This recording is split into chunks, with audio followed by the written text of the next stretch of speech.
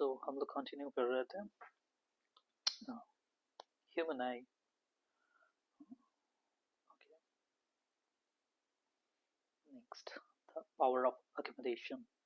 तो मैं अक्सर ये करता हूँ कि जब लेक्चर खत्म होता है तो अगले पार्ट के बारे में हल्का सा ओवरव्यू दे देता हूँ। तो मैंने, जहाँ तक मुझे याद है, मैंने बताया था कि power of accommodation is like जब आपके आईज के लेंस अपने विड्थ को बदलते हैं, उसी के बारे में यहाँ बात होगी।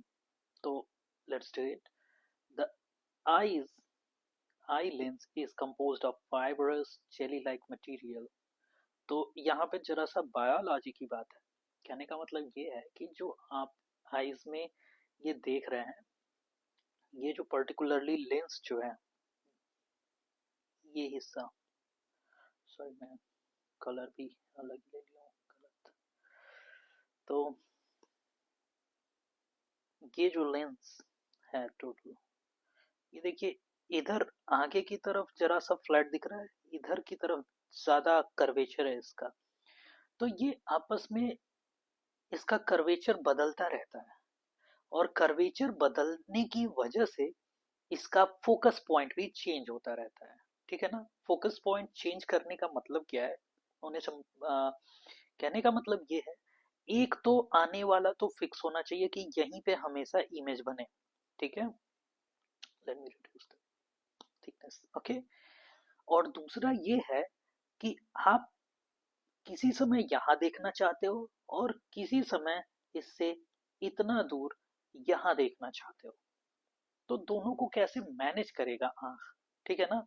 इसलिए इसके फोकस को कंटिन्यूअसली चेंज होते रहना पड़ेगा, चेंज करना पड़ेगा, अकॉर्डिंगली इसे अडॉप्ट करना पड़ेगा। हमारा बायोलॉजिकल जो एडेप्टेबिलिटी है इस तरह से सेट हुई।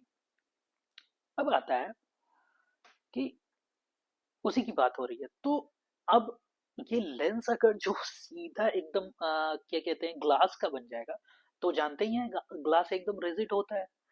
अब ग्लास रिजिड होने की वजह से आपका फोकस इधर से उधर चेंज नहीं हो पाएगा। नाउ आप जान गए हैं कि ये फाइब्रस और जेली टाइप के मटेरियल का बना होता है, जिससे इसका कर्वेचर चेंज होता रहता है। So its curvature can be modified to some extent. ठीक है ना। ऐसा नहीं है कि आप इसको अनंत तक फोकस कर लो। अगर जो अनंत तक फोकस कर लिए तो टेलीस्कोप की जरूरत ही खत्म। हाँ, टेलीस्कोप गया काम लेने काम से। तो लेकिन ये एक एक्सटेंट तक ही वो रहता है, आपको एबिलिटी देता है कि सम एक्सटेंट ही आप इसे मॉडिफाई करें बाय सीलियरी मसल्स। अब कहाँ से वो लिमिटेशंस कहाँ से आ रही है, वो लिमिटेशन आ रही है सीलियरी मसल से।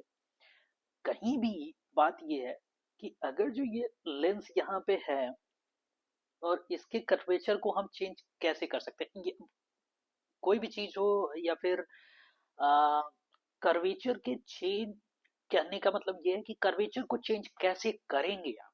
कोई एक पर्टिकुलर लेंस आपको दे दिया जाए तो उसके कर्वेचर को कैसे चेंज किया जा सकता है। पहला, इसके अंदर मटेरियल को इन्फ्यूज करके, या फिर इसको इधर से दबा दें या खींच लें। तो जब आप पुश करेंगे तो इसका, जब इधर की तरफ आप पुश करके ला दिए, सॉरी और पतला जरा सा मैं ले लूं, जब आप इसको और पुश करके ला देंगे तो ये क्या हो जाएगा, ये लेंस और बल्ज हो जाएगा। ठीक है ना। तो डायमीटर बढ़ गया, या फिर कुछ इन्फ्यूज कर दिए तब भी बढ़ गया। अब ये कर कौन रहा है, ये जो काम कर रहा है, इधर से जो फोर्स लगा के धक्का दे रहा है या खींच रहा है, वो कर रही है ciliary muscles.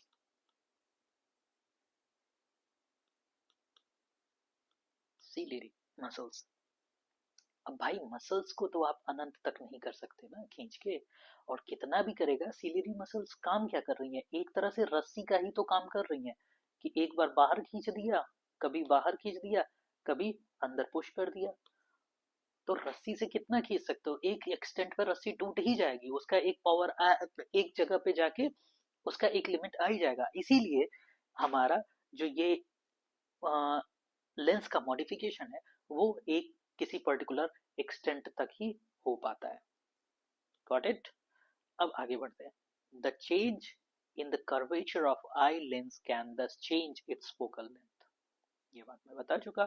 When the muscles are relaxed the lens become thin. जब मसल रिलैक्स्ड हो जाएंगी, रिलैक्स्ड का मतलब अब इसमें दो चीजें हैं। एक क्या कहते हैं, नोटेशन समझ लीजिए कि हमारी मसल्स जब लेंस को बाहर की तरफ रखी है, मतलब कि ये लेंस पतला है, तब ये मसल्स रिलैक्स्ड हैं।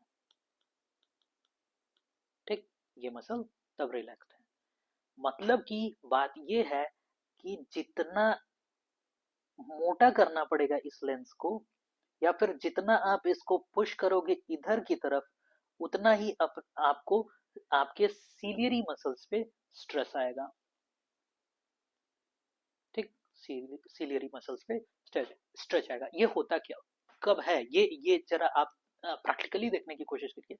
जब ये मसल्स, जब ये लेंस इतना ठीक हो जाएगा ना, इसका मतलब इसका फोकस पॉइंट काफी नजदीक आ रहा है। आप देखिएगा किसी भी पर्टिकुलर पॉइंट को या अपनी उंगली को ही जब पास में ले जाएंगे, एकदम पास में ले जाएंगे, तो आंख में हल्का सा कुछ देर एकदम पास के पॉइंट पे वो करेंगे तो दर्द होने लगेगा, क्योंकि उस सीलियरी मसल्स पे आप स्ट्रेस दे रहे हो। ठीक है ना? Thus its focus length increases. This enables us to see distant object clearly.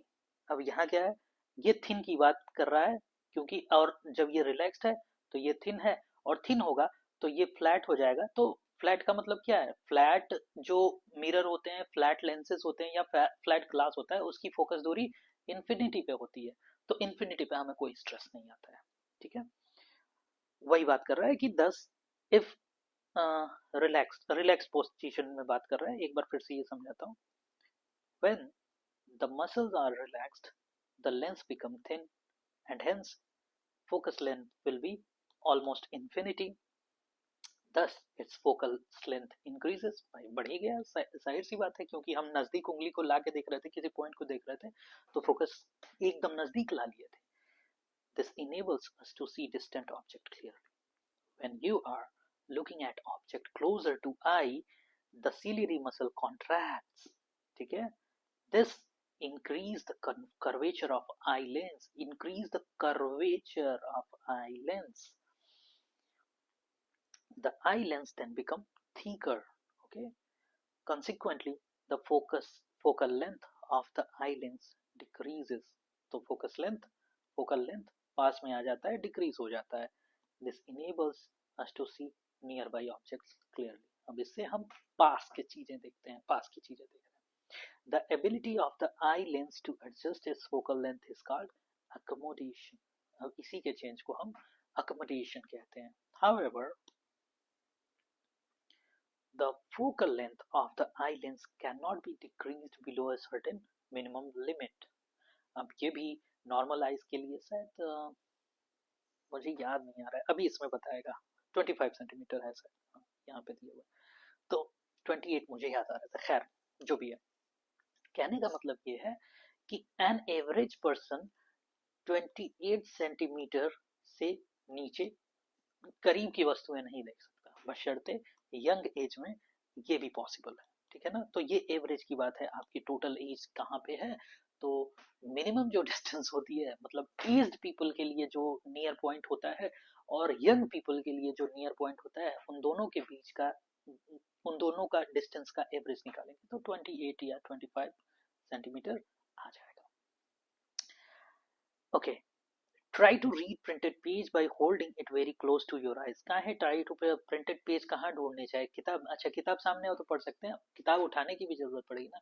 आप उंगली को उठाइए, अपने पास ले जाइए, देखिए उसके किसी एक पॉइंट पे आप फोकस कर पा रहे हैं कि नहीं, कितने दूर तक फोकस कर पा रहे हैं। You may see the image being blurred और फील स्ट्रेन इन आइज, क्योंकि आपने कर्वेचर लेंस का कर्वेचर एकदम ठीक कर लिया है, आपने सिलियरी मसल्स पे एकदम स्ट्रेस दे डाला है, अब इससे कम वो कर्वेचर नहीं बढ़ा सकती, इससे ज्यादा स्ट्रेस आपके सिलियरी मसल्स नहीं झेल सकते, और इससे कम फोकस पॉइंट पे वो फोकस नहीं कर सकता. To see an object comfortably and distinctly, you must hold it at about 25 centimeter from the eyes. अगर जो ध्यान से देखना है तो इसके लिए आपको उसको 25 सेंटीमीटर के आसपास रखना होगा. The minimum distance at which objects can be seen most distinctly without strain. मतलब कि वो नजदीक का दूरी, मतलब जितने नजदीक हम ले आ पा रहे हैं उस दूरी को कहते हैं least distance of distinct vision. मतलब कि क्लियर विजन का, डिस्टिंक्ट विजन का न्यूनतम दूरी. ठीक है. It is also called the near point of eye, और इसी को नियर पॉइंट ऑफ आई कहते हैं. अब ये भी याद रखिएगा, मैं जरा सा बता दूं, कोई सवाल आता है तो अगर वो क्वेश्चन में बिना बताए कहता है कि एक आदमी को दूर दृष्टि दोष या निकट दृष्टि दोष है, उसको पढ़ना है, तो कितना बताएं, कौन सा लेंस लगाएं, कौन सा लेंस नहीं लगाएं. तो आप एक चीज आप अपने आप मान लीजिएगा कि ये 25 पे आपको लाना है, कुछ भी वो ना बताए तब भी आपको 25 सेंटीमीटर पे उस वस्तु को रखना है, ऑब्जेक्ट को रखना है. ठीक है. For young adult with normal vision, the near point is about 25 centimeters. The farthest point up to which eye can see object clearly is called the far point. सबसे दूरी जो देख पा रहे हैं उसे far point कह दिया, सबसे नजदीक जो देख रहे हैं उसे near point कह दिया. It is infinity for normal eye. You may note here a normal eye can see object clearly between 25 centimeter and to infinity. मतलब कि हम यहाँ समझ सकते हैं कि जो हमारी आंख है 25 सेंटीमीटर से लेके अनंत तक की चीजों को देख सकती है. Okay. Sometimes crystalline lens of people at old age become milky. अब इसका जो वो होता है खराब हो जाता है लेंस का मटेरियल, या फिर क्लाउडी हो जाता है. This condition is called cataract. इसी को मोतियाबिंद कहते हैं. दिस causes partial और complete loss of vision. कभी कभी ये partial भी होता है या कभी कभी complete loss हो जाता है. कहते हैं कि मतलब vision of sight कम हो जाता है, पहले इतना दिखता था, उसके बाद इतना दिखने लगेगा, फिर इतना दिखने लगेगा, साइड से खराब होने लगता है लेंस, और एट लास्ट पूरा आप नहीं देख पाते हो. It is possible to restore vision through cataract surgery, और कैटरैक्ट सर्जरी के थ्रू इसको रिस्टोर भी कर देते हैं. ओके. मुझे लगता है यह लेक्चर आगे बढ़ाया जाए. नहीं, आगे जरा सा लंबा है तो इसको पूरा ध्यान से पढ़ा जाएगा. उसमें बताया जाएगा कि क्या हो रहा है मायोपिया एंड हाइपरमेट्रोपिया. कहने का मतलब ये है कि अब वही दिक्कत है कि जब ये आंख जब इमेज बना रही है तो कभी यहाँ बन जा रहा है, कभी यहीं पे बन जा रहा है इमेज, या फिर कभी यहाँ बन रहा है इमेज. तो इसको कैसे हम मेंटेन करेंगे. ठीक है ना. तो इसको तो हम मेंटेन नहीं कर सकते. ठीक है. इसको मेंटेन नहीं करेंगे, इसलिए इतनी दूरी को हम मैनेज करके इधर कहीं हम मैनेज कर लेंगे कि 28, मान लीजिए ये 25 सेंटीमीटर पे हमको दिखाना है, तो ऐसा करें कि 25 सेंटीमीटर वाला इमेज हमको, मान लीजिए यहाँ 2 सेंटीमीटर पीछे बन रहा है, तो 25 सेंटीमीटर वाला इमेज हमें 27 सेंटीमीटर पर दिखे. इसको हम फाइंड आउट करने की कोशिश करेंगे. बस यही देखेंगे कि ये यहाँ पे है तो इससे कितने पीछे बन रहा है, तो इसको हम यहाँ पे कैसे मैनेज कर लें. तो उसमें हम सीखेंगे, फिजिक्स में यही कैलकुलेशन होता है छोटा सा, उसको हम देख लेंगे, समझ लेंगे. ओके. तो आज के लिए बस इतना ही. Thank you very much. Keep learning, keep marching ahead.